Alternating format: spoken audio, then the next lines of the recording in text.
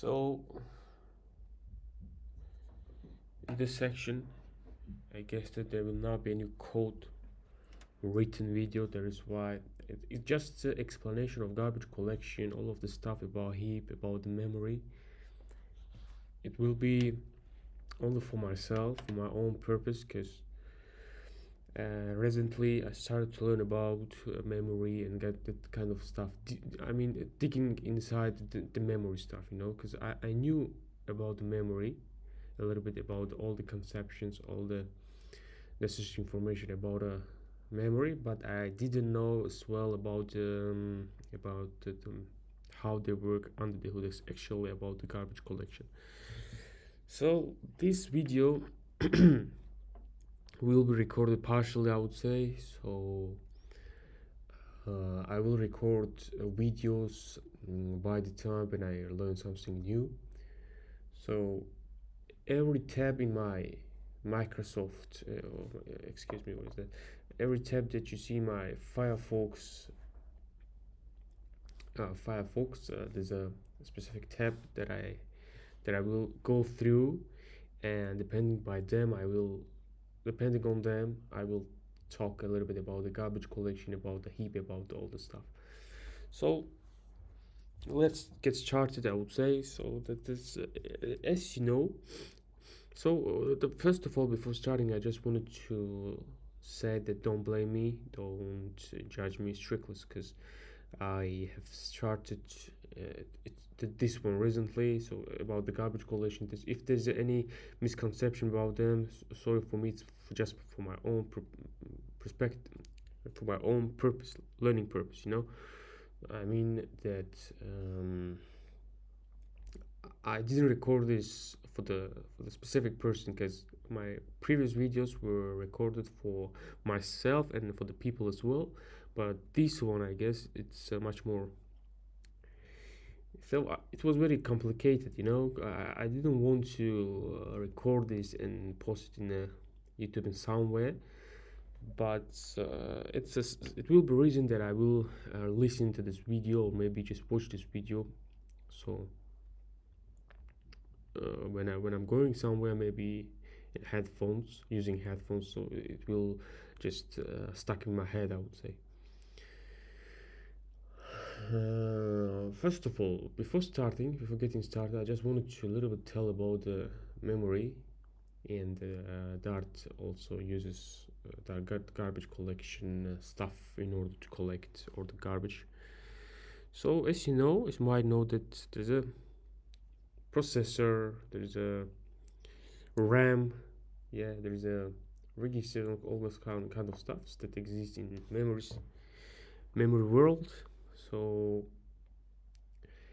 in Dart that we write applications, Dart, which is high programming language, it uses there's an abstraction upon the implementation of the which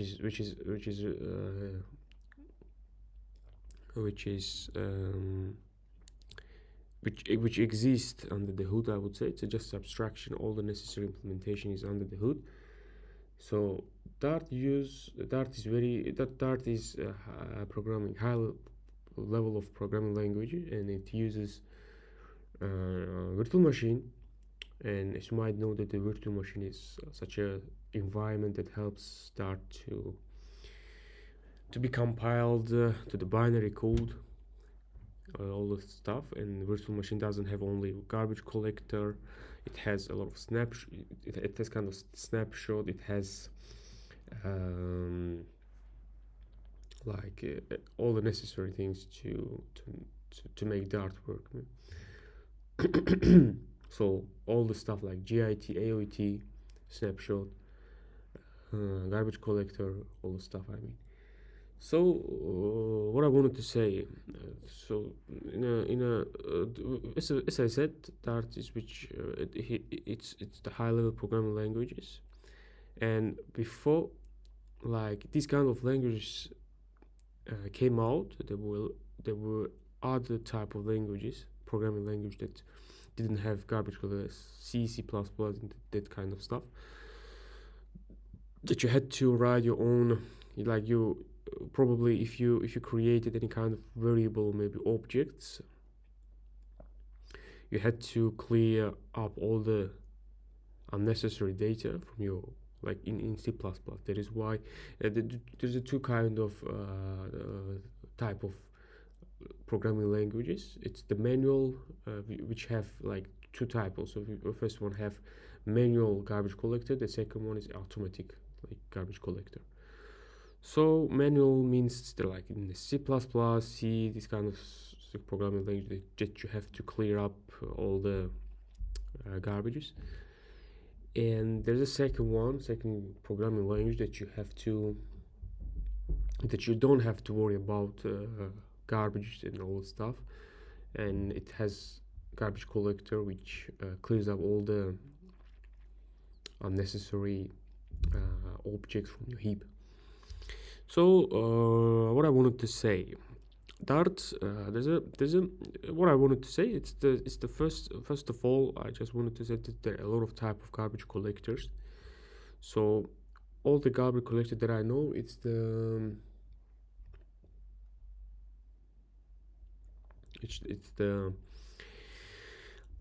what is that? Conservative garbage collector. There's a generation garbage collector which Dart uses, and all the stuff. So this website that I went through, there's all the necessary written is there. You can just, I will put all the necessary descriptions down below in the description, so you could find and learn all the necessary things. So what is here in all this tab that I opened up here? There's similar things. I mean, look, there's this website has this similar things, similar information about the Dart virtual machine. These Wikipedia websites, they have all this similar information like this one. So before getting starting, I just wanted to tell that just information. Maybe I'm wrong. Maybe there will be misunderstanding, like the misconception. Excuse me, misconceptions. So you could correct me in time in saying that there's just something that you're telling wrong.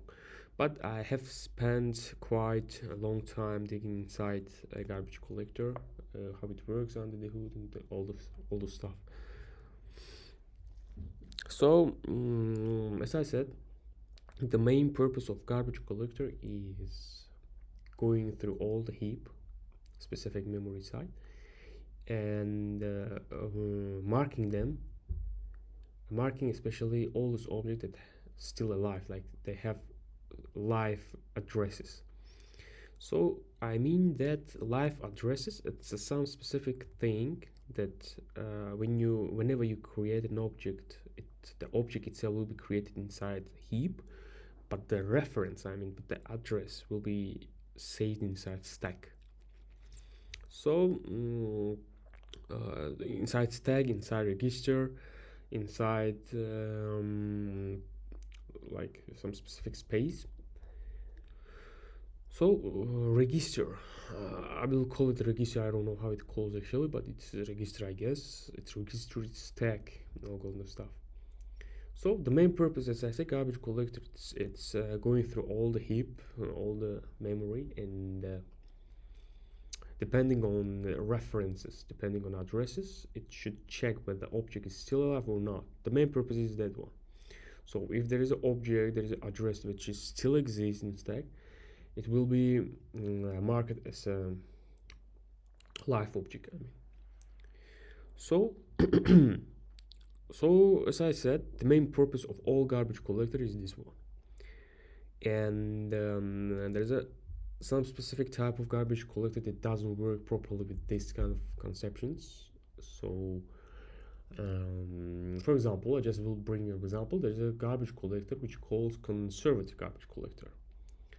So it should make conservative assumption about specific address that might be an address, or maybe might be an object address, so might be a numeric value, maybe might be object. So what I mean saying that, for example, garbage collector, conservative garbage collector, which is as I said, the main purpose is checking the addresses. It will figure out whether it's object or not, but whether object is still alive or not.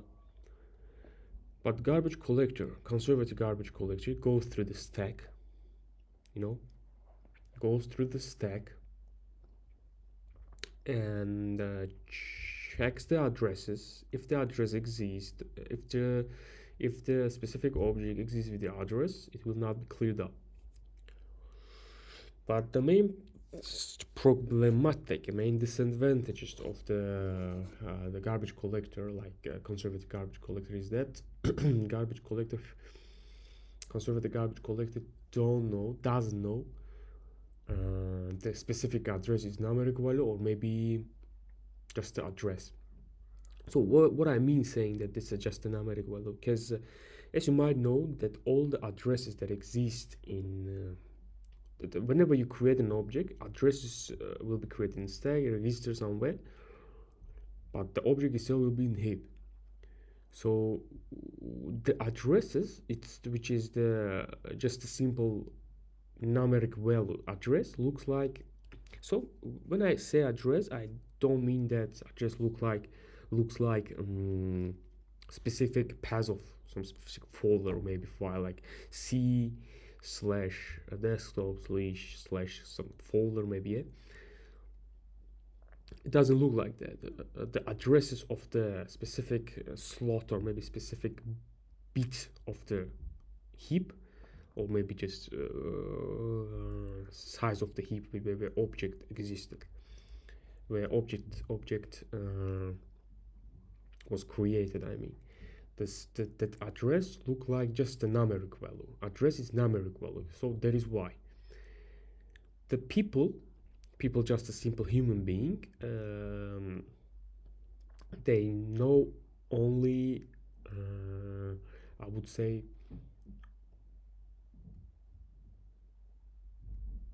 10 numeric values. I don't know how to say it in English, so I will check it out once. It's a 10 numeric values. I mean that it's what is that?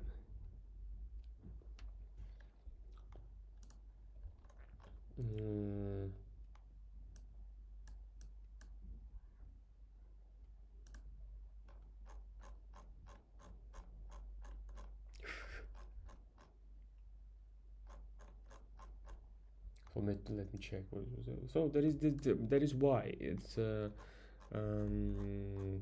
learning purposes. That is why you can just skip this video. I'm just going through this kind of information for the first time, but these searches that I've made, they are in a Russian language, so maybe it's a little bit complicated for you. I'm looking for how does the dictionary число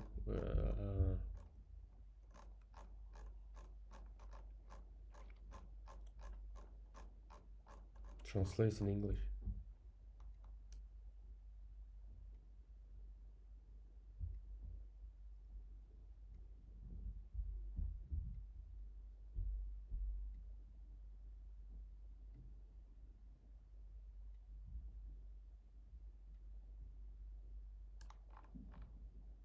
Decimal. Oh my god. So I mean that person, just a human being, use decimal type of numeric values. So it starts from the 0 till 9. Doesn't matter what kind of number it is. It could be 999 or maybe 1000. Doesn't matter. But in computer, depending on the architecture of the processor, the addresses differentiates between each other. I mean, so depending on the architecture, if it's a 32 bits type of architecture, it will create another type of addresses, which doesn't look like to 64 type of 64 bits type of architectures. So what I wanted to say, for example, when you create an object will be created inside heap, but addresses which is numeric value will be created inside heap or register. So what happens at this moment, you will say? The conservative garbage collector, it will not understand which this created address is a numeric value or maybe just an address. But that is why conservative garbage collector has specific type of pattern which it understands whether it's address or not. So for example, as I said, the big values like big integers or maybe just big integers, they will not be created as the big number. For example, it's 3 billion or maybe 3 trillion type of like numeric value, which is multiplied by another billion trillion values, numeric values. The result will be very long type of numeric value, you know. So in order to keep it simple, they've created a hexadecimal type of like 16 type of 16 numeric values. You know, it's the hexadecimal. It calls hexadecimal. Like it uses like colors for the like addresses, some kind of stuff. So all the big values will be created like this one. But the main purpose is that conservative generational garbage collector will not understand and stack when it's going through all the GC routes maybe or just the second register. It will not understand whether the address is a numeric value or maybe just address. It's complicated for the garbage collector, for this conservative garbage collector. Let me open my window quickly, because it's getting hot here. So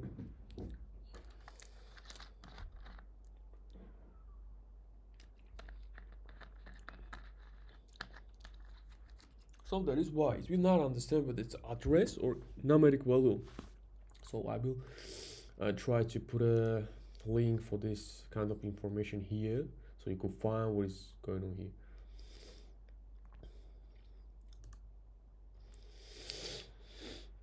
So you can just read here and figure out what I'm trying to explain you. So conservative garbage collector will not know what is the link, what is the addresses, like actual address for the object, what is the just numeric value. So you may ask that why there will be two type of like addresses which will look like. So before starting this one, I just wanted to say that the problem of not understanding whether it's the address or whether it's the numeric value is that when the object dies, I mean by saying dies, I mean when the object is dead, like the object is not necessary, or you will not use that object anymore, but it's still in heap. So garbage collector should somehow understand that you are not using that, it should be garbage collected. But because of that, the numeric value and the address is similar, garbage collector, especially conservative garbage collector, will think that it still exists in what is that? In memory.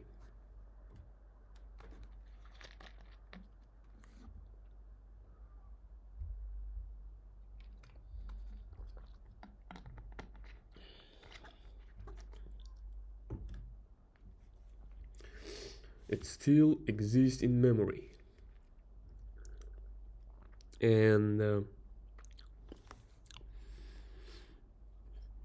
it will not be garbage collector. But there's some kind of question will appear here, because as you might know that every space in a heap, like whenever you create an object, every object will have addresses. They're unique, they will not be similar to each other. So that is why you have to understand that you have to bring in a question here that why, if the addresses do not look to each other, why there is a moment that some numeric value will look like exactly the same as address.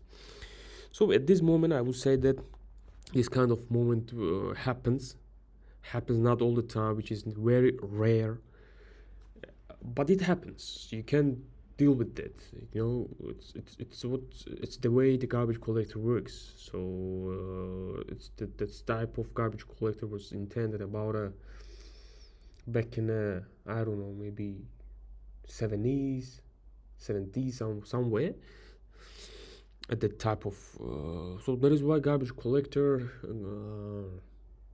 not always this conservative garbage collector not always um,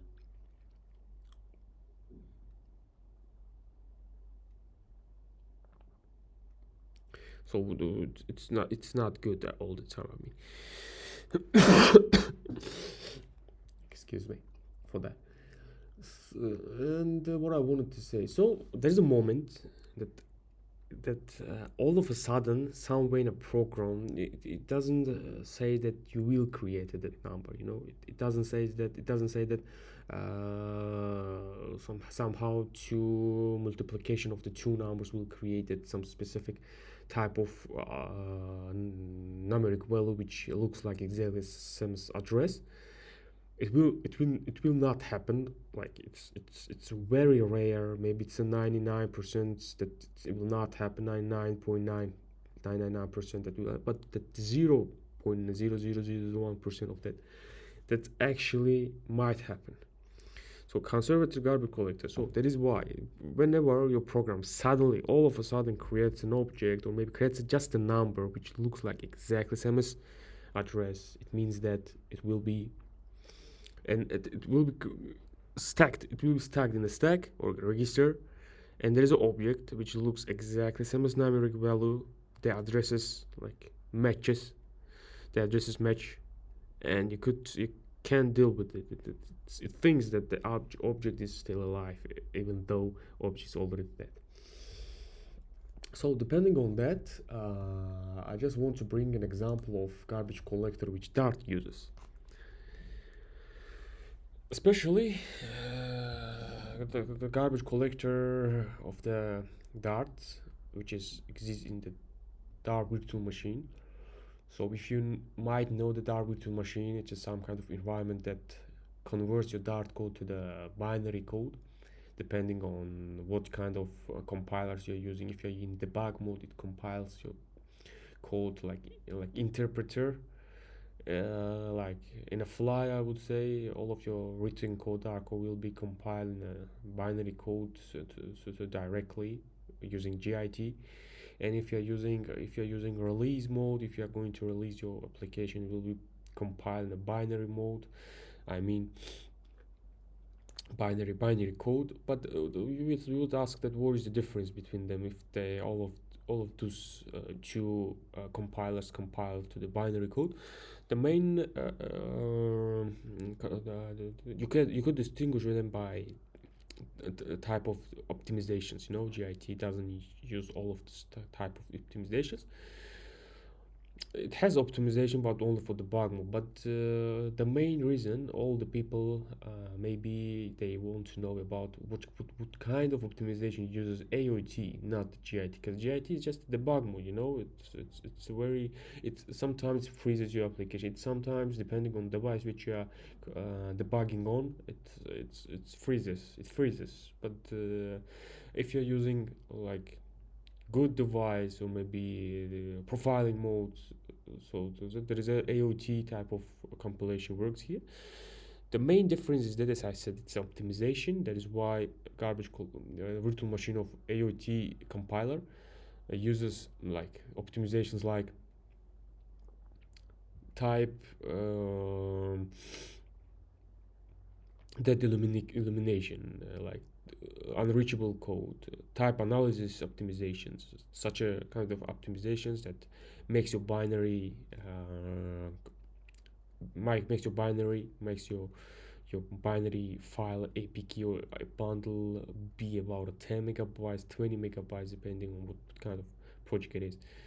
So in the debug mode, this kind of optimization doesn't exist. So that is why whenever you debug, it's about the 400 megabytes or with 500, because all of the stuff in binary code GIT exists there, all of the unnecessary code. So even though, as I said, that the denomination unreachable code, it checks whether what kind of library you are not using, it checks whether you what kind of code you are not using, and it makes all of the stuff, compiles the binary, which is comprehensive only for processor. So you could like run your application directly in processor. Yeah, there's a lot of type of frameworks exist out there. People say that I'm a JavaScript developer. JavaScript is your JavaScript developer, which I use Dart, which I used JavaScript. I compile my code, like I can compile my web to the Android, but I want to say that it's just application which uses WebView, which is Android application. It uses WebView, which renders JavaScript directly in WebView. It's not a binary code, it's just a WebView renders that. So look, going forward, I would say garbage collector in Dart. It's I would call garbage collector in Dart not just it doesn't look like conservative garbage collector, maybe other type of garbage collector.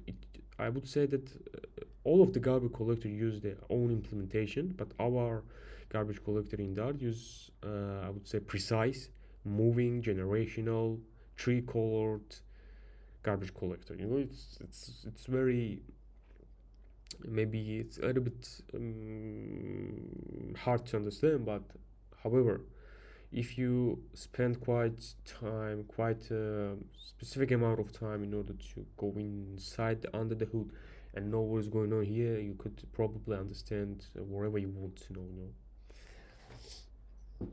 So I spent a lot of time digging inside garbage collector, so I understood a lot of things. In this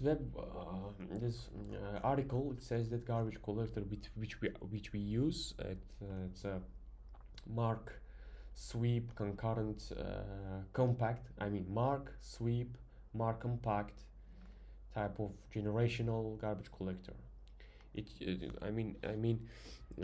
Generational. Saying generational, it means that garbage collector uses two type of generation in order to deal with the garbage. So to deal with, as you might know, that all the object that you create, for example, just you will say final any object which equals to product, product equals to the product, you will create in a variable, okay? And variable, as I said, the product object itself will be created inside heap, because it's very big type of value, because you know that in Dart, not all of the variables will be created inside heap, because it depends on optimization that garbage collector uses. For example, if you are creating simple values like 0, 1, 2, 3, that's 20 maybe, they will not be created inside heap, they will be created directly inside the pointer itself, inside the pointer, like the variable itself. So, or maybe it's all about it's all about the canonical instance, it's all about literals. Literals means that the object that the number, maybe anything that made number, or maybe it's number that was created right inside the code, like inside the execution of code. Canonical instance is the objects, or maybe whatever. Instead of creating a new one, if the object is exactly the previous one, instead of creating a new one, it will use the previous one. So that's what I wanted to say.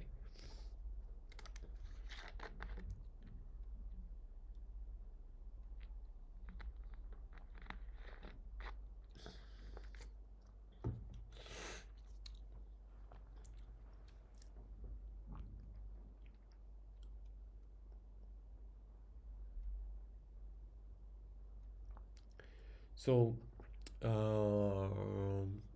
as I was telling that if you create a product object, that product product object itself will be created inside heap. The address will be in stack actually, yes. So whenever you create a product object, all the new objects will go to the new generational, like new or young space. It calls, doesn't matter. It calls several type of names. It has several type of names. It calls new generational garbage collector. It calls new young or maybe young space type of, like, it doesn't matter. Garbage collector of Dart has two type of generations. First one new generation, second one old generation. That is why all the new created objects will be handled inside the new generation, because the new generation has some kind of motto, I would say.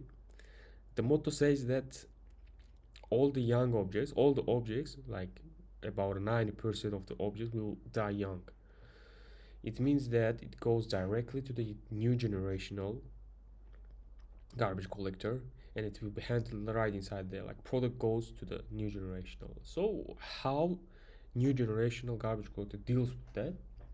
So if you go through this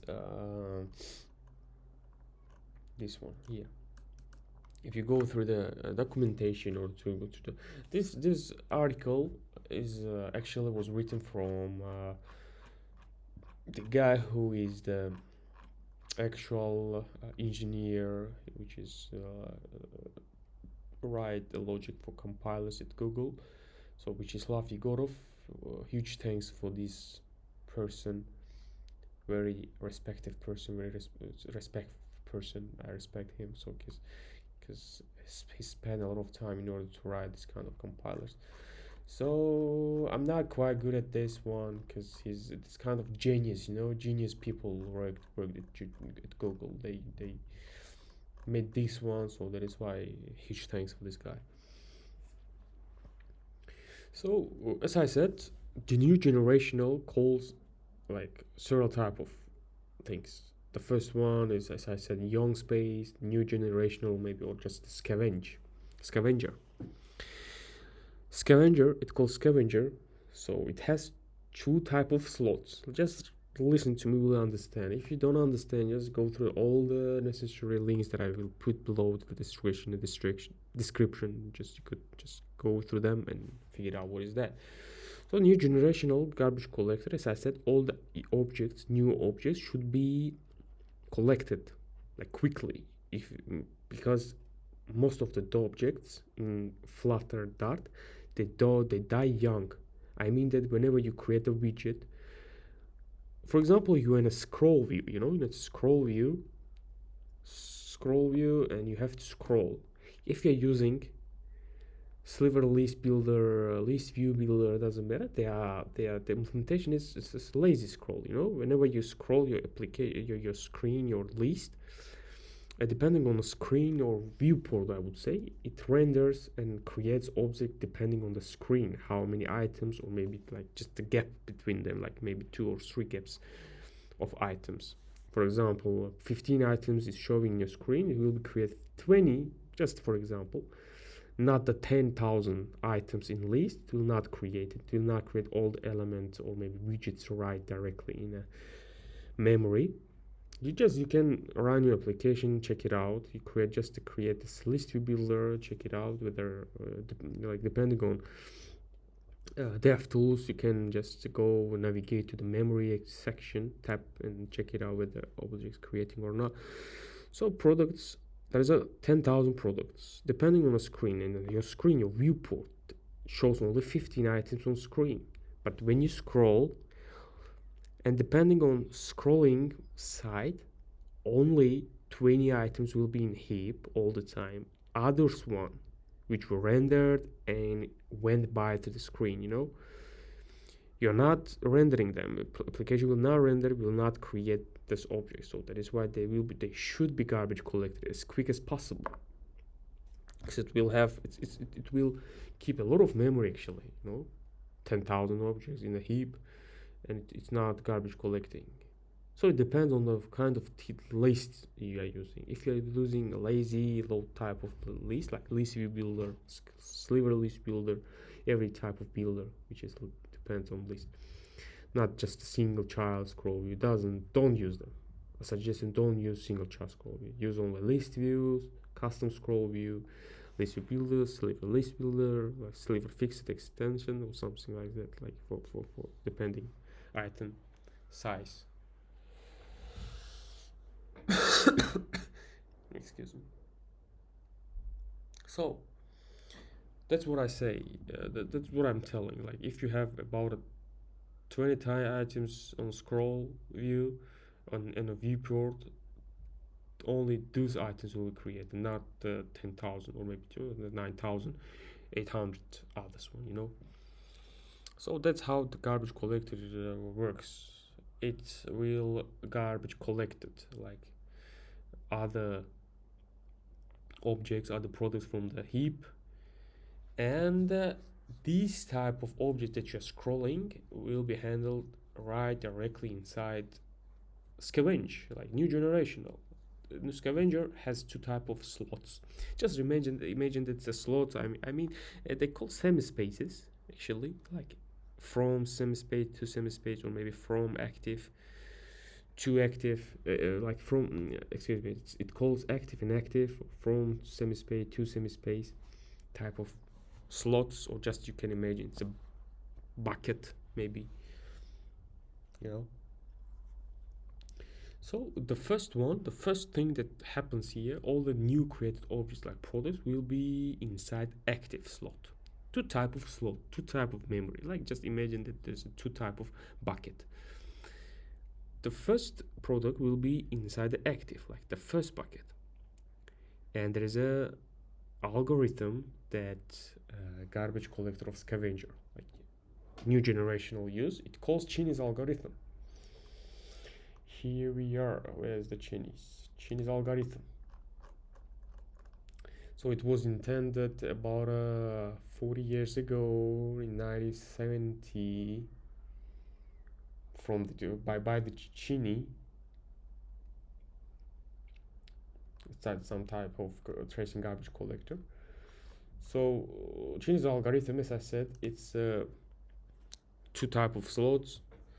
It goes through all the objects. It marks all the objects which have reference to other objects, and recursively all the objects that have reference will be copied to the inactive space. I mean that like when the object comes, just imagine that product class or maybe object has reference to other objects inside, like to the to the maybe parameters, to the other objects like category, doesn't matter. So it has to understand whether the object is still alive in heap.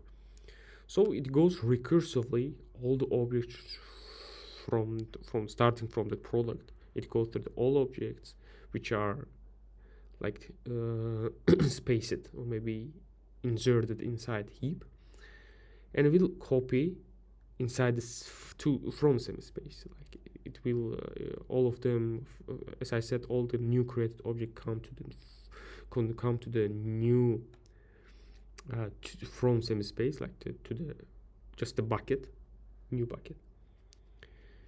It recursively goes from starting from the product, like every space in that slot. For example, imagine that in that slot there's a lot of bunch of 25 type of products, and every product has other references, like to the categories, to the category group, doesn't matter. So it goes recursively to each of those objects, and it copies that object to the inactive semi-space, like to the another bucket. And all of those objects that don't have that remained in a from semi-space to the first that remained in a first bucket, they will be clearly cleared. And the second bucket, which is still alive, it will be converted to the, like it's the first place. It's the first bucket, and the second one appear here. like it goes all the time, like loop. There's a loop that converts an active semi-space to the active space. Again, new objects come to the active space, it will copy recursively to the inactive space. Just the from like active spaces data will be cleared again, and like loop, there's a loop all the time, it repeats all the time, so depending on that, when the garbage collection new generational repeats about 4 or 5 times, it repeats all the time. It's when the application is still alive, it will do that stuff like all the time without any stop. you know, excuse me. So it does that all the time. So and when the object, doesn't matter, all the object inside the inactive, or it doesn't matter, because inactive converts to the active converts to the inactive, like buckets will be cleared all the time, like some space is clearing, and in that specific moment of time, garbage collection of new generational, which costs new generational, maybe scavenger.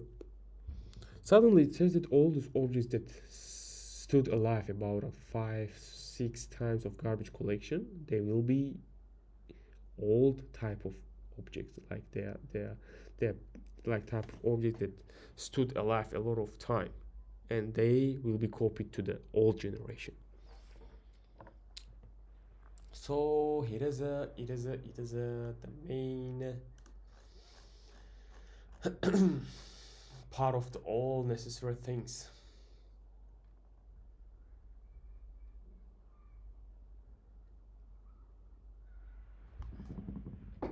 So it says that a lot of garbage collection refers to the tracing method. It traces all the objects. It checks whether the object is still alive or not, and it will be garbage collected.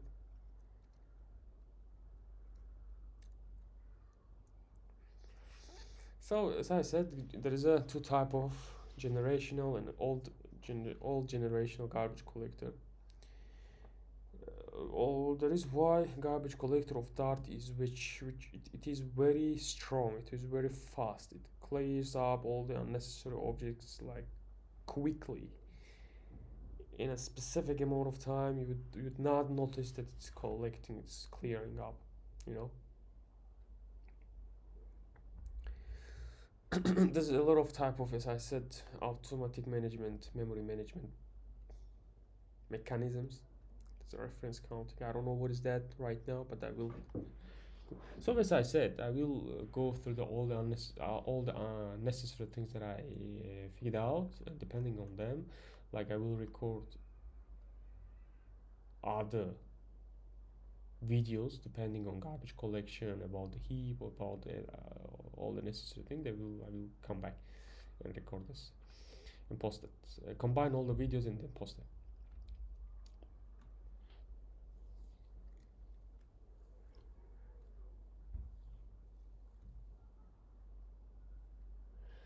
So let me tell a little bit about the old generational which exists in Dart. As we saw here, garbage collector of the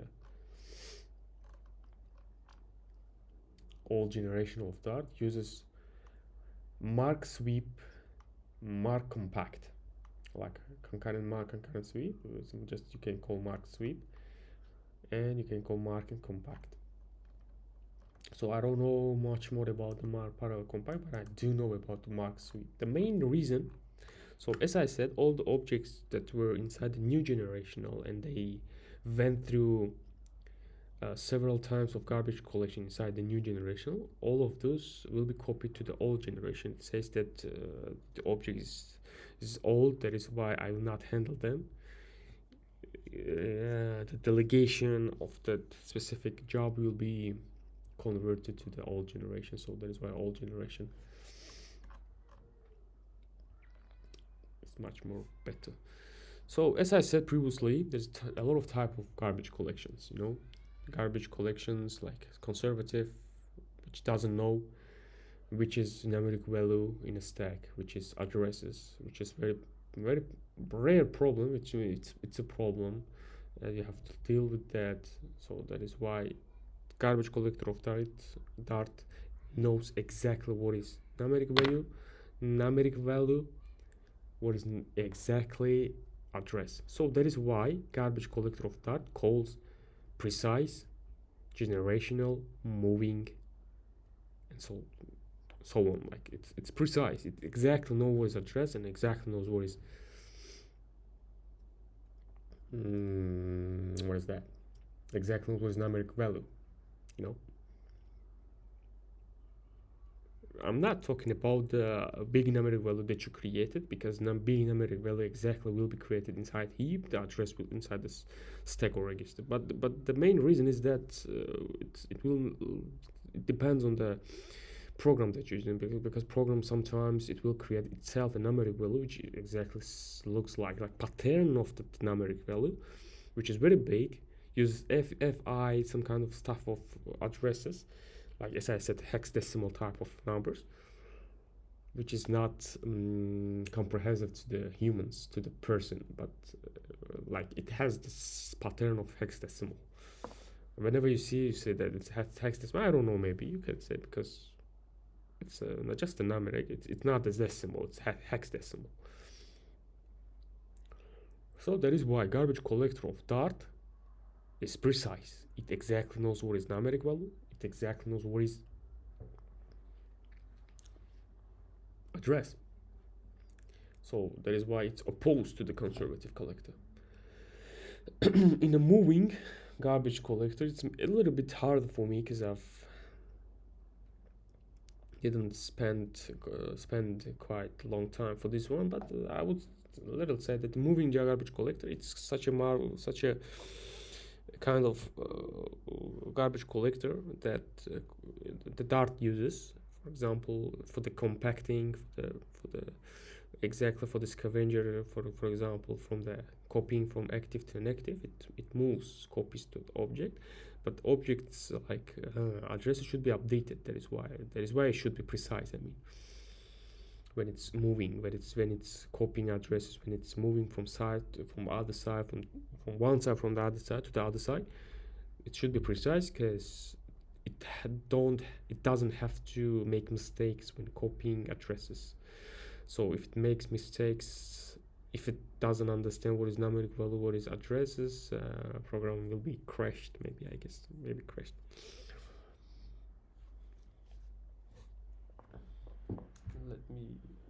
Give me a second.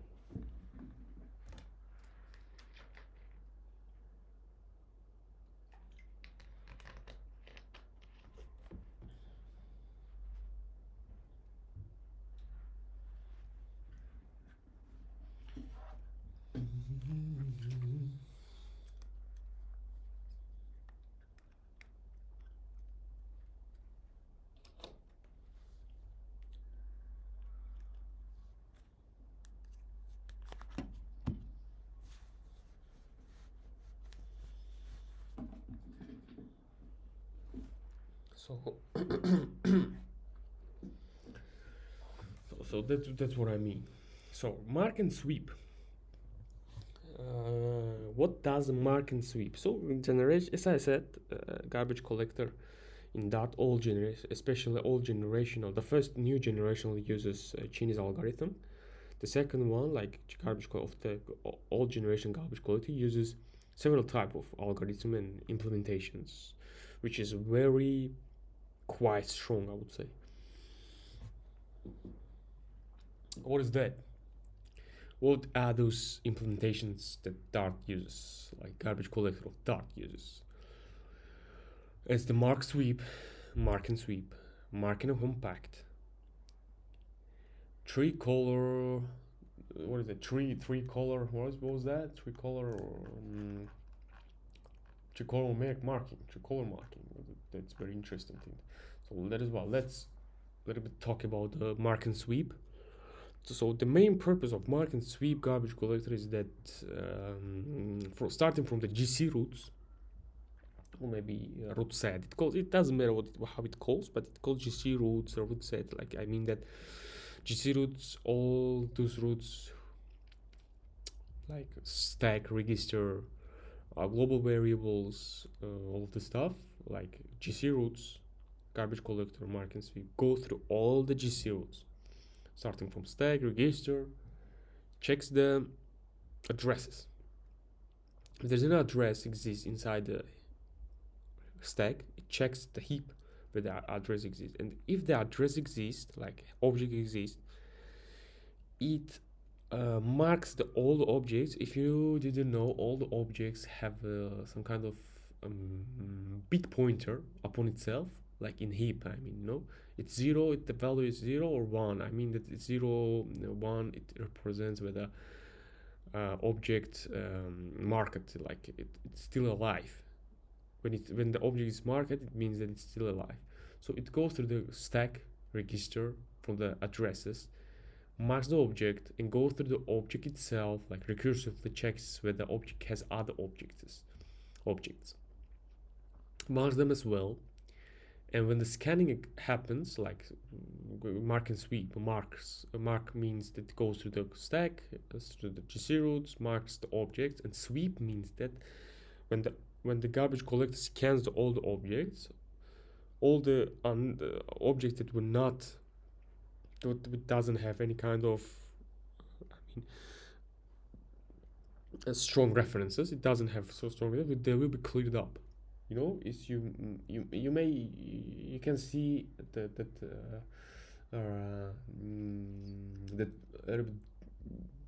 GIF, GIF, what is that? It's kind of representation of how this one, how the mark and sweep works. So but the main problem of mark and sweep is that it says that when the garbage collecting is happening in old generational, the program freezes a little bit. But I didn't notice this kind of stuff. I never noticed this kind of stuff. But it says that the main problem is that maybe freezes the program, which can lead to the freezes, all of the stuff. So that is the main reason of mark and sweep. It marks the objects and it scans which objects were not marked. It clears up all those objects, and those objects which were marked, they will be like unmarked again, like this stuff. So there is another conception about implementation of garbage collection, especially for the old generational, because here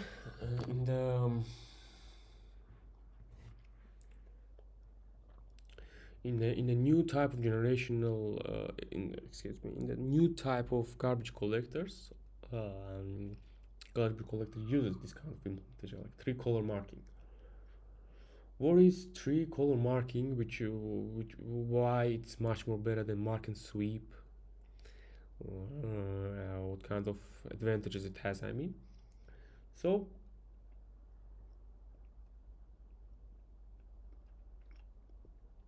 the main reason works exactly the same as like mark and sweep. It starts from the GC routes. It goes through all the objects. 3-color. You just imagine that you have 3 type of bucket, 3 type of slots in a memory. It doesn't matter. 3 type of buckets. In the beginning, all the objects that were not, especially when the program starts, none of the objects somewhere in the buckets, and that is why by default all the objects will be replaced, or just to place it inside the first bucket, which calls white. What is that? White set, condensed set. Yeah. By default, all the objects go there. So it will go through all objects. It checks whether object have references starting from the roots. If the object checks from the references. If the object has references, it will be copied to the gray set. And recursively go through all object inside this objects that were inside the gray semi-space. But the object itself, they will be put inside the black, and all objects that were inside the gray set object, like recursively, they will be found as well, and they will be put inside the black set. So just imagine that the main reason of the white space is just for garbage collection. All those objects that remain inside the white space, they will be cleared up, which works much more faster. That is why it might, instead of going recursively and going through the all, marking them and scanning them, deleting them, it by default all the objects are inside white, and all of the objects that remain inside white space, like set, they will be cleared up. But gray, it's between the white and between the black, you know.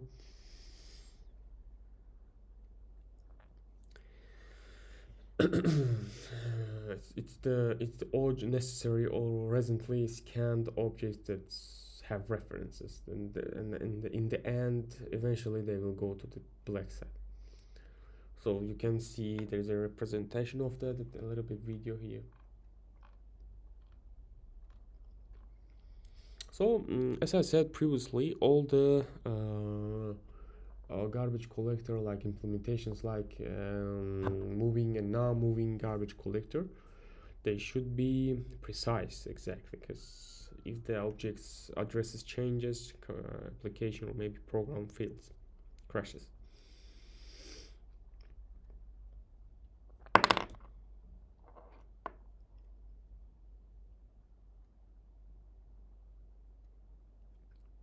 Also, or sometimes moving garbage collector, also moving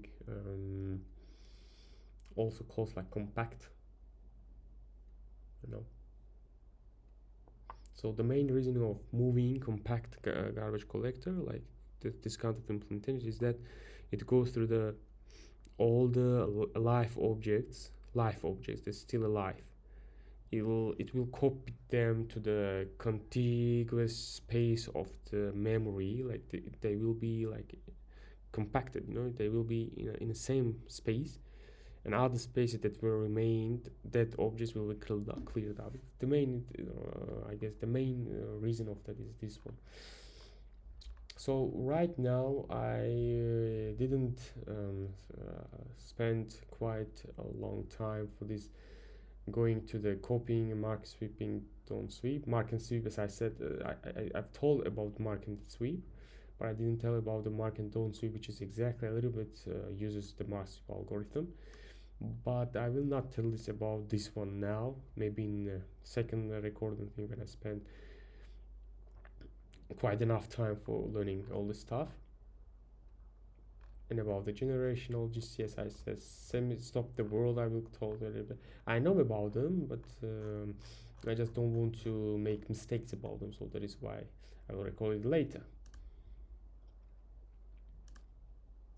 So what I wanted to tell about the weak reference, so maybe I have to record them later, maybe, because it's a quite a long time to tell about this one weak reference counting reference. We will go through all these references, Flutter, don't think garbage collector, but I just will stack and tell. I just dwell on specific theme about the garbage collector right now, not this stuff from the documentation. Mark and sweep, I've told you. Mark compact, which like it combines. I don't want to say combine, I mean that collect all the live object in a specific contiguous space, then all the necessary remain, like memory will be cleared up. I mean, it works like something like there's some kind of information that I didn't understand, honestly. So that's what I know for now, so that is why I will record another video, combine them, and we'll talk later. As I said previously, I said that I will record another video about our our in order to continue our conversation about the garbage collector and all this stuff. So, but actually, I read all the articles from this Wikipedia, and I would say that there are a lot of information that I haven't talked yet, but there's a odd information, odd any it's like odd information that I've told already. So that is why every section, every paragraph that I will tell, it's a little bit. I will shortly tell about each paragraph. So that is why we'll not dwell on it. So, as I said previously, garbage collector, especially our darts garbage collector is precise, moving, generational, like tree color, like this kind of tree color marking type of garbage collector. So that is why our garbage collector, especially dart, uses very strong garbage collector in order to understand what is wall, what is numeric, what is the object. So there is a moving and now moving, as I said previously, in order to complete, in order to scan and remove unnecessary objects. Garbage collectors use specific type of implementations in order to deal with that. So there are a lot of implementations like moving, non-moving, copying, sweep, and mark and sweep, mark and don't sweep, precise, conservative. As I said, I've already told about this or this, but that is I don't want to dwell on it. I just want to mention some specific advantages and disadvantages of them, but not whole information as I said previously. So as I said, moving and now moving garbage collectors are those garbage collectors who just go throughout the objects in a heap, mark them, and then scan the heap. If the specific, I mean heap, being saying heap, I mean that some specific allocated memory for specific programming in order to execute that specific program. RAM allocates memory for them. So that is why, as I said, garbage collector goes through all the heap, marks them, every object that has a mark references to other objects. It marks them, and then in a phase of scan, it scans all the unmarked objects and removes them, and then removes the mark from the live objects as well. So that is why all the remaining storage or all the remaining memory will be cleared up, freed immediately. So there is the people would say that it has more disadvantages. Maybe it has advantages, maybe disadvantages, but it's at the first glance I would say it much more faster and optimized, other than this one, mark and sweep. Just what is it? Yeah, mark and sweep. Or it's much more optimized than the non-moving garbage collectors. So the main disadvantages of that is that you don't have to worry about like all the remaining memory that remained after like allocation. After collection, that all the space memory that was remained, it means that remains memory is already freed. I mean that's just free. So it says the documentation, like Wikipedia says this, one of the disadvantage of the moving garbage collector is that it allows us have access through the references, like, but doesn't have pointer arithmetic. But I don't know what is the pointer arithmetic actually, so we will not develop it. Maybe we already know about the like mark and sweep. Yeah, it marks the whole the objects starting from the GC roots, like recursively go through all objects, marks them, and those objects that were not marked, it will be swept up. Moving also has an algorithm to that all the marked objects that are alive will be copied to the specific new memory area, so the remaining one will be cleared up. So the moving that I'm talking about, it calls also compact one. So moving, it copies the all objects to the specific contiguous space of memory, and then will be allocated there. But the remaining one will be clear. But to the non-moving, it's the mark and sweep also. So we already know what is mark and sweep. It goes through all the objects, marks them, and unavailable like space objects will be cleared up after scanning. And those objects who don't have mark, they will be removed. But mark and don't sweep. What is the dark mark and don't sweep? It's the opposite to the. It exactly, excuse me, it exactly works as mark and sweep, but it has a little bit changed the algorithm under the hood. So if you remember that there's a tricolor, it has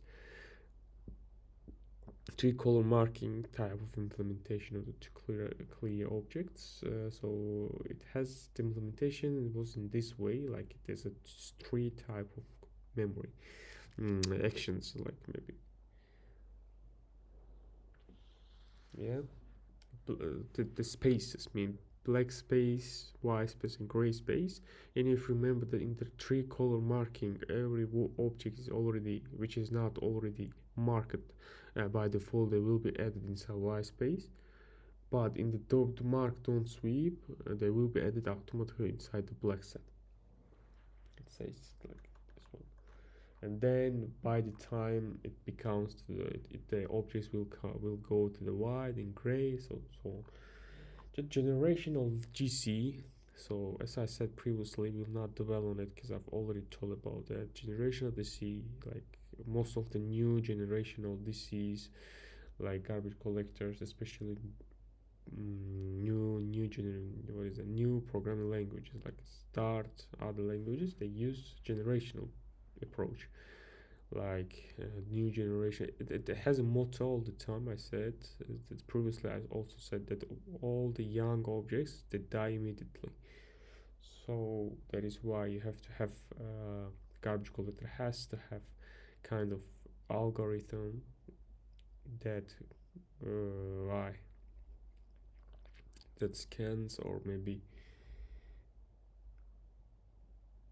deals with the new objects. I mean, so stop the world garbage collectors. It's such a thing that stops program for a while. The major disadvantages of this one is this one, like stops the program for a while and then starts to like clearing and all the stuff. But it says that stop the world or sometimes not sometimes, but actually it uses for the non-interface, not to the program that doesn't have an interface. Precise, conservative. I've already told about this one too. Precise means that garbage collector should precisely know what is object and what is not, what is numeric value, what is other what type of values. Conservative also doesn't, as I said, like conservative, they don't know what is object and what is like space or what is object, this kind of stuff. So that's how it works. In their documentation it says that the performance that they use garbage collection like precise, generational, three color marking, some kind of stuff, it's because of that garbage collector of the Dart is much more better than like it does it work in a high level, I would say. And if you remember that, I just wanted to a little bit explain what is the references and what is the weak references. And actually, I recently asked those guys who are very smart, very people who do their job in a high level of software engineering, I would say. So there is a two type of references, but they're it's a strong reference, weak references. As you might know, strong reference also type of references that are strong and they are still like represent that the specific address. It represents that the object is still alive. So, like strong references, it means that garbage collector will not clear heap until it has strong references. Like any object has strong references. Somebody is still referring to this object. For example, if we open a specific widget with show dialog or maybe navigator push, some kind of some sort of like that. If we do that,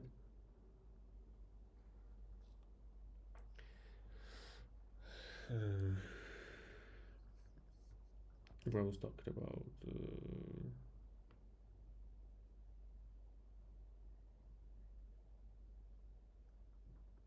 I forgot what I was talking about. Excuse me. Yeah, garbage collector. Strong references. I was talking about strong references. I was telling that if program like garbage collector sees if specific objects still have strong references, not no garbage collector will not clear it up. And then weak references. It's some sort of weak references. Especially it exists in JavaScript and other languages, I guess. But now, right now, garbage collector, which has weak references, it's type of class implementation that says that, yeah, whether it's any time when somebody's using me, use me until it's not necessary to clear me, you know. So depending on that, weak references have in Java like runtime. What is it? How we call it? In Java, Dart virtual, the Dart virtual machine, Java virtual machine, and weak references, weak references. Um, let's do that.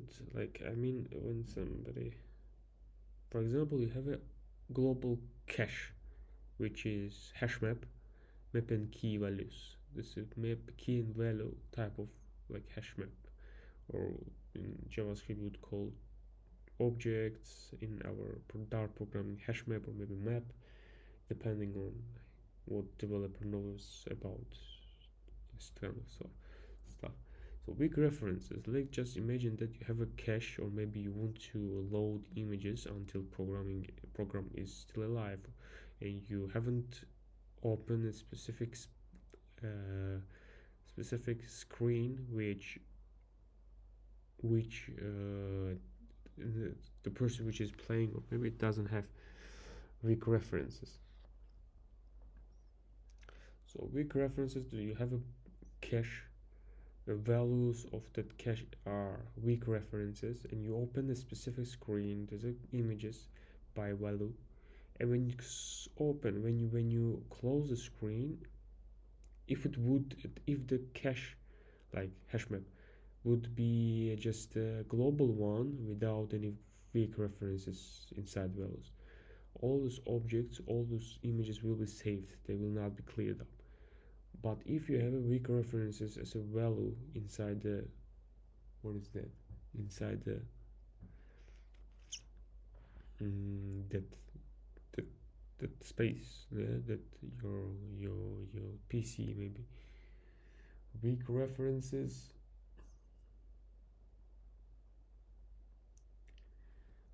Garbage collector sees whether weak reference is not using, it will be cleared up. This for even though your map hash map uh, globally initiated it. So that is why I'm saying that doesn't matter for the garbage collector. When it sees the weak references, it doesn't have strong references, it will be cleared up. That's what I mean. So there's a references, you could go and check it out once again. I explained you all the necessary information about the weak references, and that's enough, I guess, for now. So, just first of all, I just want to say that it's all purpose of recording this video is for my own purpose. So that is why do not quote me on that. Do not quote me on that. I told something like so. The Matt Sullivan, I guess that was written this article, especially this article was written in 2019, which is not, I guess, actual. Well, right now, it's I guess this article is not new.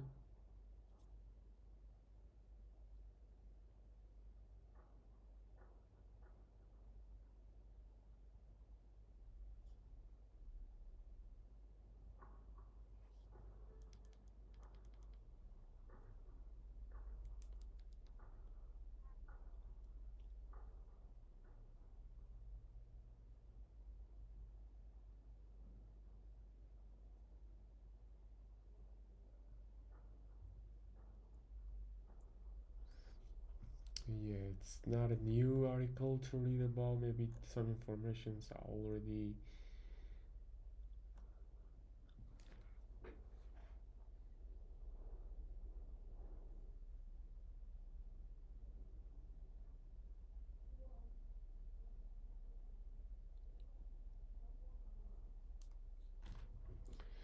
Excuse me, I mean that this article is not relevant, it's not new, so most of the information is already outdated. You just so as you might know, there is information that garbage collector. It's an interpreter for iOS. I am just reading this one for the first time. I didn't know about this one. Maybe it's the outdated version of articles, so this I don't pay attention because GIT works both for Android and iOS, I guess. And what was very interesting for me in this article is that scheduling. It says that to minimize the effect of garbage collection on the app UI performance, the garbage collector provides hooks to the Flutter engine that alerts when the engine detects the app is idle and there's no user interaction. This gives the garbage collector window to opportunity to run its collection phases without impact. But just imagine that we have generational, like new generational and old generational garbage collector, and the engine of the Flutter. It understands that somebody is not like user is not interacting with screen or maybe app's idle. It's not moving. There is nothing happening in the application. It runs all the garbage collection once again. So I already told about the young space scavenger. Yeah, there's a representation of how it works from the Chinese algorithm, like active space, inactive space. As I said, there is two slots.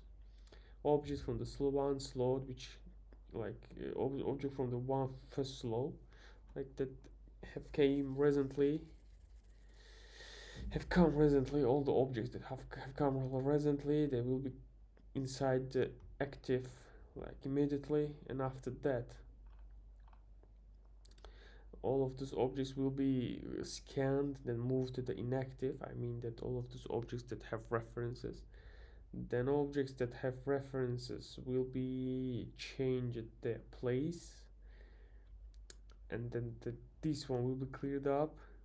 These three objects will be copied like this one, not copied, but this slot will be active again.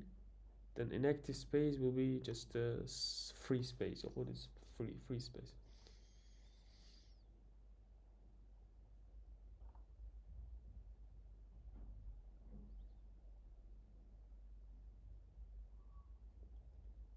So it's talking about the moving. It's talking about the mark and sweep here.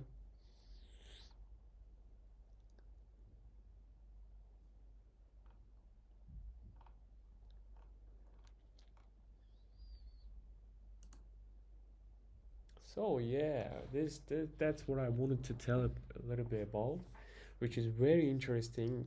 So I didn't know before. Look, even though I had about 4 years of experience in Flutter, so yeah, I'm still not good engineer. I'm still not good at it, I would say. But I'm trying all day, like every day, trying to learn more information about how this like. I spent quite a long time. I'm still like making time in order to spend, learn, study more, improve knowledge about my storage, memory, all those stuff. So there is information that the sequence of references from the root to an object is called the object's retaining path. One object can have many retaining paths. Objects with at least one retaining path are called reachable objects. Like they have strong references. For example, you've created parent, okay? You've created the child. So look that there's a three by default. Parent has a child itself. We create a parent. We create a child. Okay. So this child will be created inside the heap once, but the reference address from this child, it's in the heap. This one in the stack of memory register. The address will be copied here. Address is here. So we will create another parent. Okay. We will set this child inside this parent and also this parent. There's two parents. Even though we will.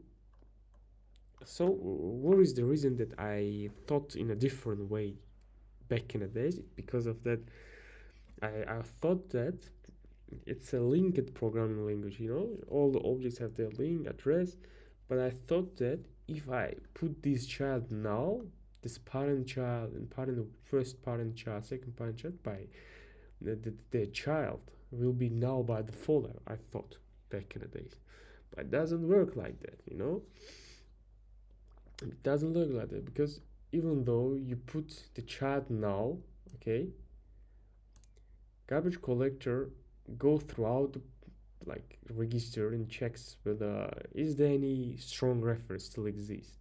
So our strong references is the parent child and parent two's child. You know, like it's a one address, it's the first address, it's the second address, it's the third address. So even though we put these childs now, still there will be two other addresses that will still exist. So even though you put the child now, garbage collector will not delete those that I mean this child will not be now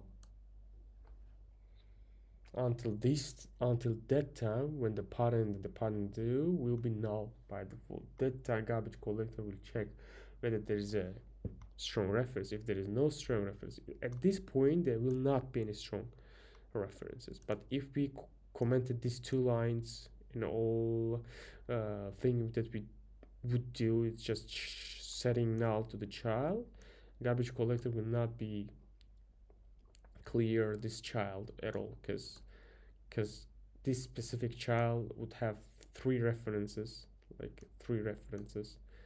It calls that garbage collector will not collect that because it has three references. So that's what I mean.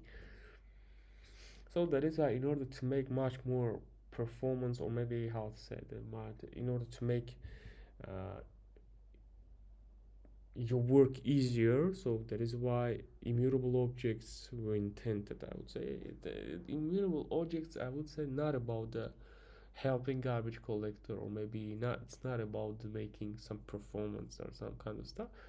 It means that rather than making or creating or changing same object, which is linking, if you send created object to another function which takes child, this child as a parameter, and you would change that there, it will be changed. The parameter, like field of the child, would be changed. It means that that specific thing that you're sending there will be changed. But that is why immutable comes here. It doesn't allow you to change any linked object, even though you would, if even though you send object through the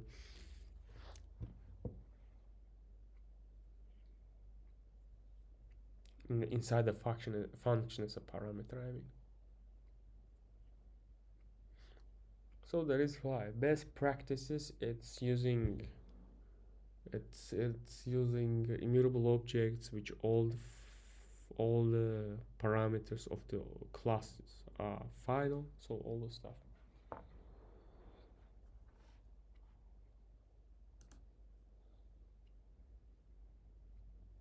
So I wanted to a little bit talk about memory leaks, how it happens in that. So actually, there is no any saying that memory leak. Actually, when any specific object, doesn't matter what it is, will create any type of object. When it creates inside the heap, garbage collector should know whether it should be cleared up or not. So memory leak by default, it means that garbage collector still thinks that there is a specific address exists for this variable object in a heap, and it can't clear it up that. So in that there's a specific amount of objects that you have to dispose or cancel them before going outside.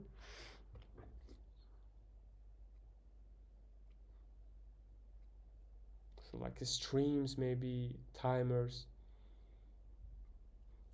all of those stuff. Cause just a change notifier or just a notifier things, disposable, they call disposable objects. Disposable objects will be cleared up by default from the garbage collector itself.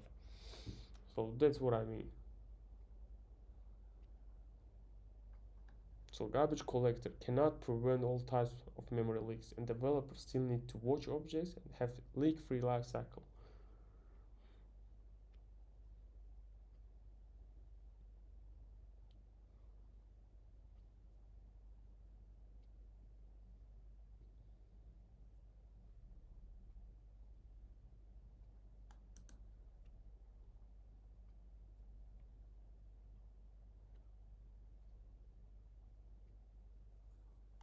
So you see, when you create a listener but you will not remove that listener, it means to the memory leak.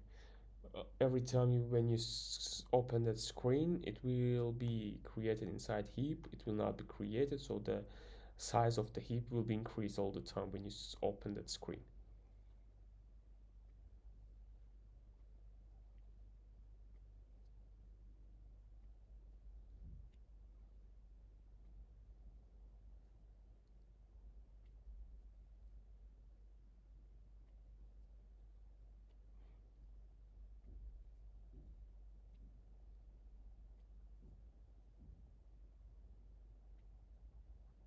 Memory bloat uses more memory than it should be, than it's necessary for optimal performance. For example, by using overlay large images for keeping streams open through their lifetime. Yeah.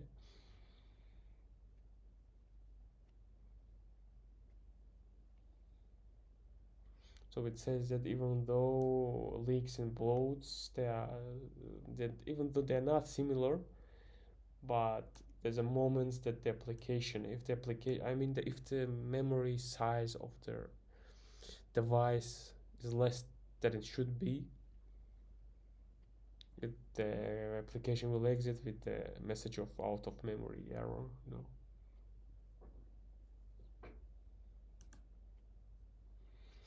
So that's what I would the main information, the main interesting thing is the memory.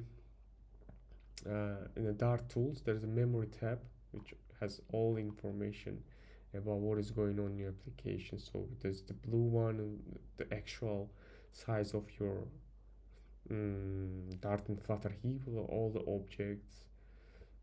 This one, these dots, just the dots, blue dot that you see, it's the what is it? Garbage collection, virtual machine garbage. Every this dot means that garbage collector worked on all unnecessary objects cleared out. This is the manual one, manual garbage collection. So that you could see there's a button there in the DevTools in the memory action. There's a button, deletion button. You can click, and it means that you can manually clear, like you manually call garbage collector. But actually, I wanted to say that in Dart code, not in Dart code, like I mean in a runtime of your application, you can't call garbage collector directly, like clicking a button maybe inside your application.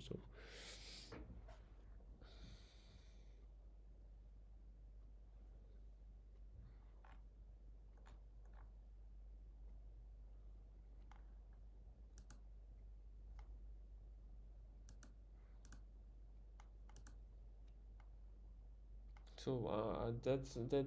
After that, I'm trying. I will go and read more information about the memory management in Android, especially from the documentation of Android itself, like developer Android.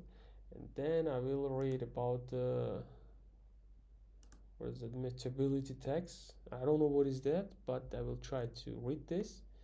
Maybe it's not a related to a theme about a topic, about our topic, but I will try to read this one. And then this poem garbage collector, which calls conservative garbage collector as well. I don't know. It's the person, I guess, the person who invented garbage collector, conservative garbage collector.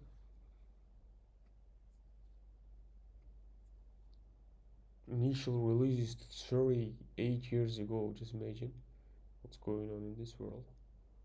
So we are late to everything. I mean, so that's what I wanted to say. I will try to record another video maybe, or maybe not. So that is why for today I will record and combine another video too. So that is why. Interesting. The most interesting thing that I learned about the memory management. So the first of all, it's as I said previously, I will record videos partially. So this is a little bit talk about the memory management in Android actually. So it's quite interesting because I'll it's similar things about the Dart virtual machines garbage collector, which I recently told about, and so I'm trying to explain, not explain. I would say I would just go throughout the about memory management article in documentation from the actual developers Android uh, website. So as I learned about, as I know about the art virtual machine and what kind of things the art virtual machine and what kind of it knows, it's exactly the same as that I will tell about in this video section, I guess.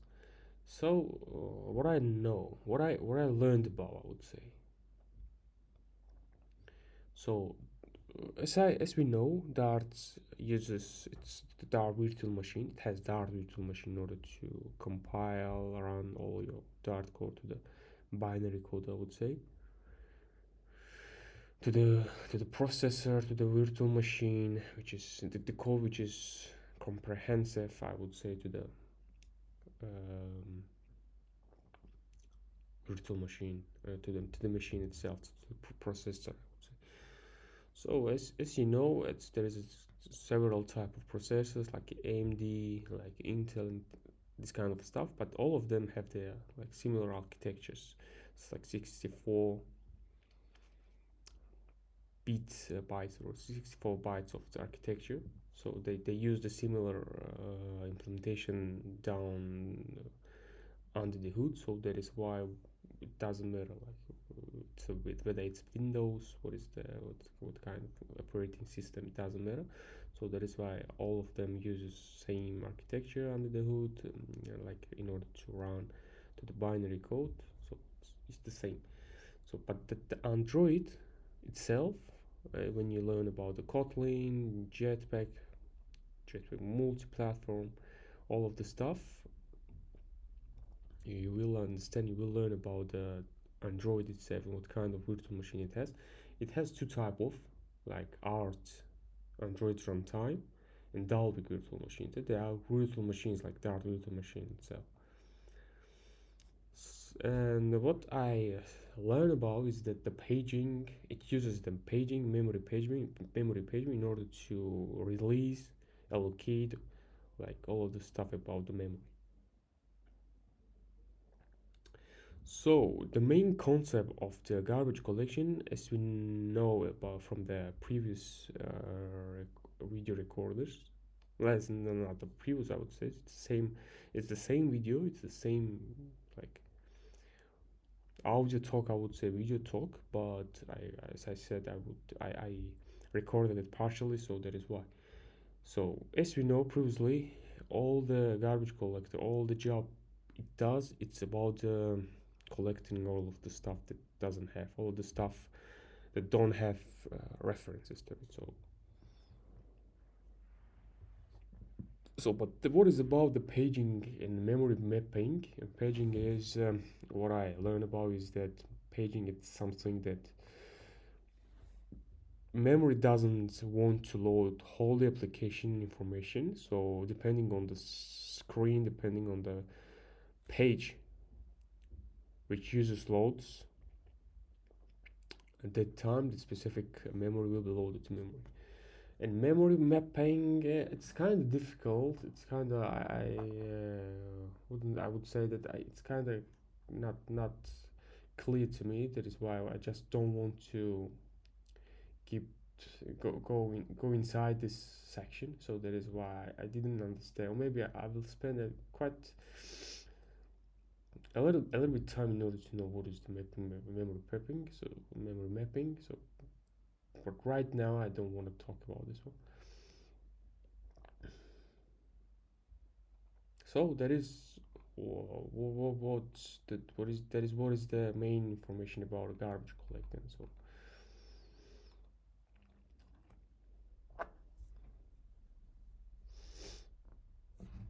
So as we said, the main purpose of garbage collection is just it's to find unused objects or unused any stuff which is not using in a heap, and it tries to release that memory depending on which object has reference. If it has reference, so it might be keep alive. And what I wanted to say that as we learned, garbage collector in Dart especially, it has two type of like it is the two type of generational, I would say. Young generation and old generation. I would say young space and old space, this kind of stuff. So it works exactly same as Dart virtual machine. Like if the Dart virtual machine clears the memory up using the young generation in order to just go throughout the memory in active and active, clearing them up, like checking which object is still alive in order to send them to the old generation kind of stuff. So it works exactly same as this one. So that is why it's saying that when an object stays active long enough, it can be promoted to an old generation followed by permanent generation. So this kind of stuff I would say.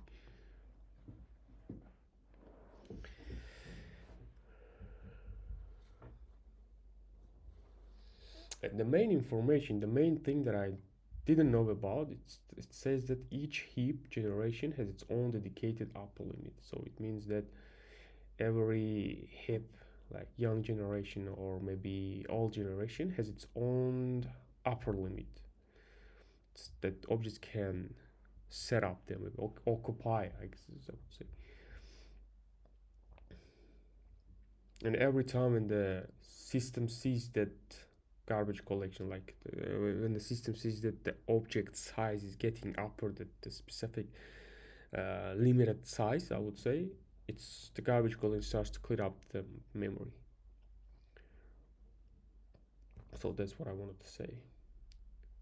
And another information, it says that even though garbage collector is quite fast, if it's still fast, so it's fast, I would say, it still can what is that?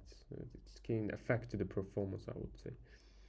So the most information, the most quiet time, the most generally, I would say generally you cannot control the garbage collection overall, because you don't have to any permission to do that, because that is what it is, I would say. It's already built in, I would say. So that is why you can affect, you can just do anything, you can't do anything. So if the garbage collection, even though it's quite fast, it can affect your performance. So it's not about. So that is why you have to just deal with the garbage collection, like you have to deal with the system itself, how you have to fastly or maybe just clearly set up all the necessary objects there.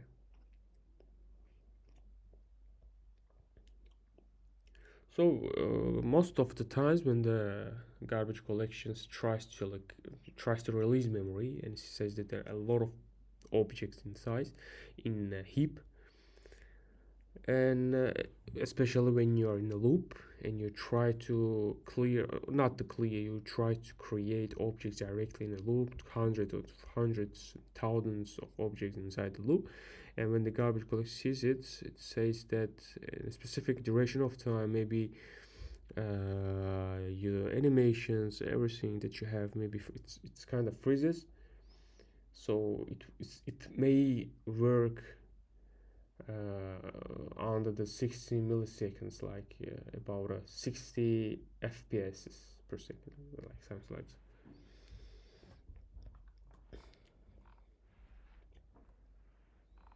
So that's a kind of information which is, I guess, I didn't understand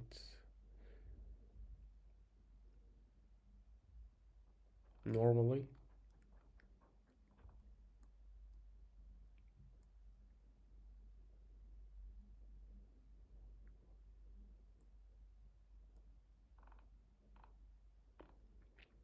That is the one of the most interesting thing that I know.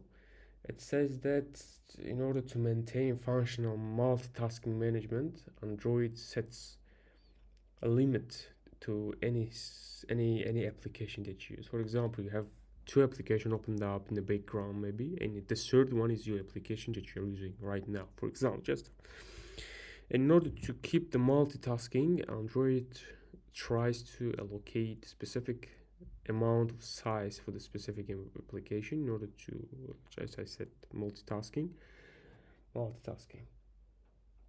So that is why you have to just be aware about your memory, because when the memory goes upper the limit, the limited limited that you have, specific amount of limited size. If it goes up than that, system tries to throw specific kind of exceptions, like out of memory error, some kind of stuff. So that is why you have to be aware about them. And the mode, another information, it's about the caching one. For example, most people would know that how like Android works when you switch apps between apps. For example, you open the Telegram, you open that about like open Instagram or any other application, and when you switch them, you can see that the application is still alive. It didn't lose the state of itself, I would say. So the most interesting is that it says that Android tries to save that size or memory of that specific app that was switched to another one in cache. But even though Android tries to save them in cache and you are using your memory out, it's a lot of memory you are using, and it tries to release the space for that any other application. Doesn't matter. So when it sees the memory is out of memory, it tries to release the memory, I would say. So that is why maybe there is like when you switched up, you could see that you can see, or maybe you may see that the application is starting from the beginning, and this kind of situation happen. People may ask why it's happening. So there is information about that some kind of issues maybe happen in application, especially about Android that uses like old stuff of what is that old stuff of Android devices like Go Edition, this kind of stuff, which have 2 GB, 4 GB free of spaces. It's not quite good, I would say. So in order to test this kind of things, Android command suggests us to use stressful application test, which tests you can test your application on about memory, like how what is the size, or you can understand the limitation of your app, limitation of the size which is using right now, this kind of stuff. So that's what I learned about. I learned about that the Android like garbage collector itself. Android used two type of virtual machines, like Dalvik, which is the old one, and Art, which is the Android management environment. What is that? Art is Android runtime. So two type of virtual machines, like exactly start virtual machine. So that garbage collecting that this kind of virtual machine uses paging and memory mapping, this kind of stuff. That's what I learned. Garbage collection of the what is that? These two. Um, these two virtual machines are exactly the same as the other virtual machine. So like it uses young generation, old generation. I learned about. So sharing memory. So I learned that every state, every app has its own allocated memory. So you can use that specific amount of memory for the specific application, and depending on depending on the size of the application which is uses, that may grow, I guess.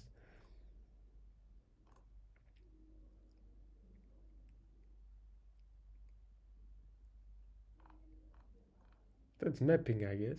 That's exactly not mapping. That's paging. Similar. That's what I told about.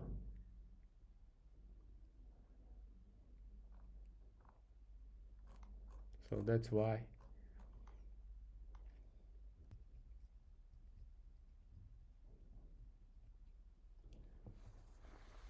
So in this section, in this video, which is memory allocation among processes, I will try to a little bit tell about myself, retell what I just recently read about. So that is why this topic is about a memory allocation among process. Article is from developers website, like Android developers. So in this section it says that Android itself, the operating system Android, has such a kind of rule that it says that every memory which is free memory, it's a wasted memory, it says. So that is why Android itself, like system, tries to allocate a specific amount of memory for the specific application in order to not waste other memory. And depending on how much application needs to allocate memory, and depending on that, Android will try allocate memory, I would say. So that is why memory management in Android is vital. It should be properly allocated. between applications, so etc. So in Android overall, it has three types of memory storage. I would say three type of memory, which is one is RAM, ZRAM, and storage itself. So CPU and GPU could like access to the RAM. That's why they're not considered, I guess. So RAM is the all thing that we know about. RAM is this fastest memory in all the systems. So not in all the system, but I would say that it's the memory that all the objects, all the stuff like applications, memory, all that stuff will be saved inside RAM. And ZRAM, there is a when the applications there is no, in order to like ZRAM is part of the RAM, I would say. So in order to it uses to in order to swap space. So first of all, everything compressed there when it's necessary, and when it's necessary will be decompressed and used from the ZRAM. And all thing that we know about a storage is a persistent data place that we can save our all the file, all the images, doesn't matter what it is. The specific file which should be persist, which should be saved like longer than it should be, will be saved exactly inside the storage. So as I told previously about memory pages, we said that the Android itself uses two types of virtual machines, like ART, Android runtime, and what is it? What was the second one? The name of the second one? Dalvik virtual machine, which has exactly garbage collection and stuff. That they work in a memory mapping and paging. So the memory pages, it's the specific RAM, like divided or broken into some specific pages. And it says it's typically each page about 4 kilobytes, something like that. So pages are considered either free or used. Free pages are used. Free pages are unused RAM. Used pages are RAM that the system is actively using. So, as I said, free pages in RAM divides or broken into like pages, RAM itself. So they are all of them about 4 kilobytes. It's a lot of again pages there, and it will be located depending on the application size, application memory, the way the application needs memory, I would say. And says that all the free spaces unused pages and all the pages that are using that the RAM is currently using, and that's why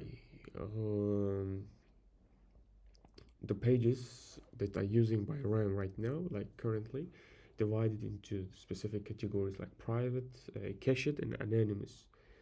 We'll a little bit tell about the cached one. Cached itself has divided by two sections: private and shared. Private uses only one process of the application, and shared one uses only like multiple processes. And cached memory, I wanted to say that cached is the something that backs up in a memory or in a storage and then will be used. So that's what I wanted to say. That's what I understood, I would actually say. So there is an important thing that we have to know about low memory management and the way Android tries to manage memory when it's goes low and that it should be. So how Android tries to deal with the low memory, and that's why it's divided and broken into two sections, which is the kernel swap and low memory killer. Kernel swap daemon, which is I will tell a bit about. um, it is the part of the Linux one, and as I remember that a lot of time ago I read somewhere that Android itself is written by it's written using the Linux. It's a kind of use Linux system under the hood, so that is why the kernel swap daemon it's the part of the Linux kernel that converts unused memory converts used memory to the like unused one, to the free memory. So there is a specific limit in Android, especially, and every time an Android runs out from that specific limit, which calls I get threshold, memory threshold, something like that, and then when the Android goes beyond that specific amount of limited memory for the application or for what overall like RAM, when it goes runs off the RAM, I would say, it starts to reclaim memory, and every time when memory reaches high threshold, when it says that there's free amount of space, that specific logic will stop reclaiming memory. Sometimes, especially like specific pages, I would say, in applications that doesn't matter. Like specific amount of page that the RAM is using currently. There's a moment that RAM can send its file or pages to the storage. Storage, as we know, storage is a persistent data that we can persist our data. So storage, the RAM sends its pages to the storage saved it. When RAM tries to reclaim and starts to freeing up the memory, and when the user wants to specifically like goes back to the application and try to use the specific moment, storage will be like RAM tries to get all of this memory from the storage, and you just like will continue to use like I mean that the storage will be saved, like the specific amount of allocated memory will be saved inside the storage and will be get out from that this storage in order to use lately.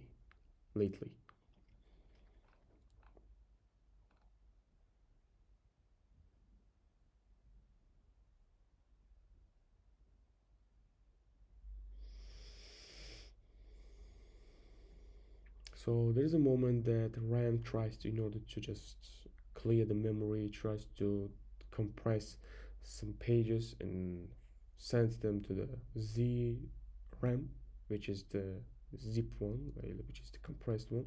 And when it's not, when it's necessary, RAM can get this data from the RAM and use it.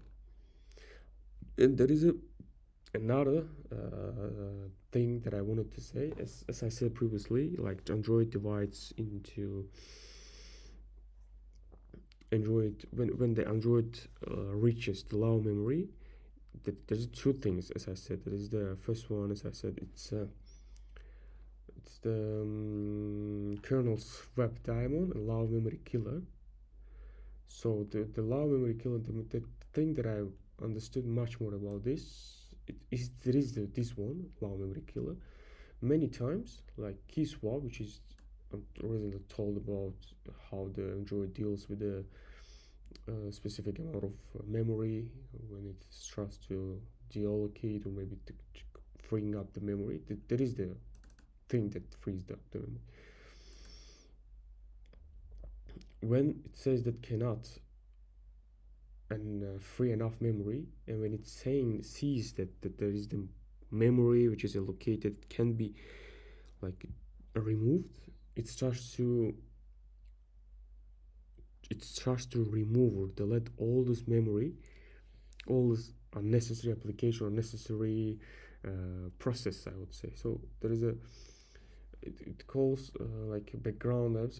There is the picture of that. It's like allow memory killer, which is the Android's helper, I would say. So in order to remove unnecessary application, and it sees that there is a out of memory in the Android devices. It tries to deallocate, like in order so it starts to remove applications, and that is why it has specific table, like specific privileges that should be start it should start to work on, I would say. So it starts to geolocate applications, especially backgrounds, then previous apps, home apps, services, for ground apps, which is using currently persistent, which is the application that persists all the time.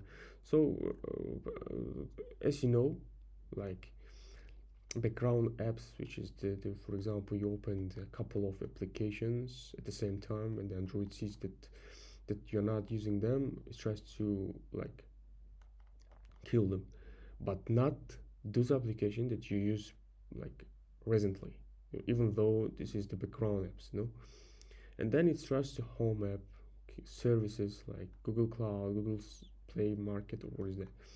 Then for again the foreground app, it's the app that you're using currently right now. Persistent, like phone. This is the internet bar, something like that. The system server natively, like there is a going. This is some little information about them. Mm.